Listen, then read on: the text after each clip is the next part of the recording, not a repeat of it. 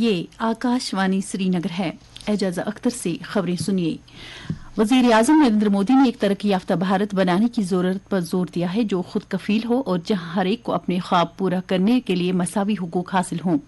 नई दिल्ली के द्वारका में दशहरा तकरीबात के दौरान एक जलसे से खिताब करते हुए नरेंद्र मोदी ने जात पात के निज़ाम और इलाकाइयत जैसे लोगों के दरमियान फर्क करने वाले निज़ामों को खत्म करने पर जोर दिया, क्योंकि इससे समाज में यकजहती को नुकसान पहुंचता है।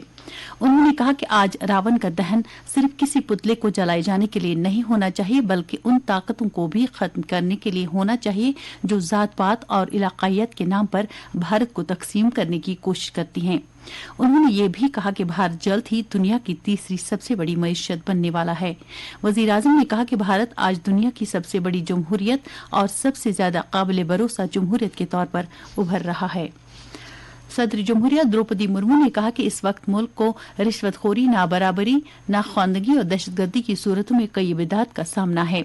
लाल किला नई दिल्ली में दशहरा तकरीबात से खिताब करते हुए सदर जमहूरिया ने कहा कि भगवान राम के नजरियात हमें इन सब चैलेंजों का मुकाबला करने में मदद कर सकती हैं।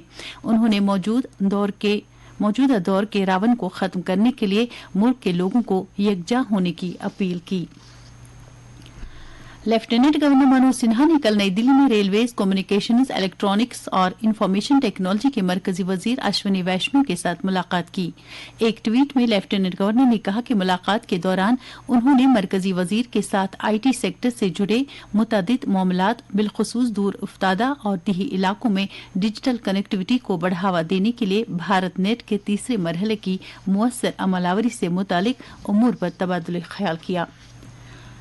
साइंस एंड टेक्नोलॉजी के मरकजी वजीर मुमलकत डॉक्टर जितेंद्र सिंह ने कहा कि मुल्क के खलाई सेक्टर में हुकूमत की तरफ से किए गए इक़दामात की बदौलत इस वक्त स्टार्टअप का शोबा अपने उरूज पर है। उन्होंने कहा कि अब मुल्क में इस सेक्टर के स्टार्टअप की तादाद 150 तक पहुंच गई है, जो चंद साल पहले निहायत ही कम थी। हैदराबाद में कल स्काई रूट के नए दफ्तर का इफ्तिताह करने के बाद वजीर मौसूफ ने कहा कि ये पेशरफ्त न सिर्फ मुल्क में मौजूद टैलेंट और साइंसी मिजाज की मिसाल है, बल्कि ये हम सब के लिए एक पैगाम है कि हमारे मुल्क में खलाई साइंस के काफी वसाइल मौजूद हैं। माता वैष्णो देवी अस्थापन पर इस साल हाजिरी देने वालों की तादाद 80 लाख से तजावुज कर गई है और तवक्को है कि 11 बरसों के बाद इस साल ये तादाद 1 करोड़ तक पहुंच जाएगी।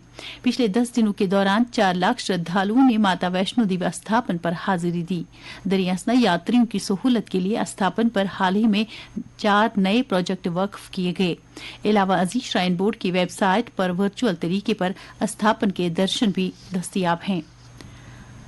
जम्मू कश्मीर वक्फ बोर्ड की चेयरपर्सन डॉक्टर दरख्शां अंद्राबी ने कहा है कि स्क्वाश कश्मीर यूटी में मुख्तलिफ फसलों की पैदावार बढ़ाने और लोगों तक मुक़वी और महफूज ग़िज़ा पहुंचाने में एक अहम रोल अदा कर रहा है।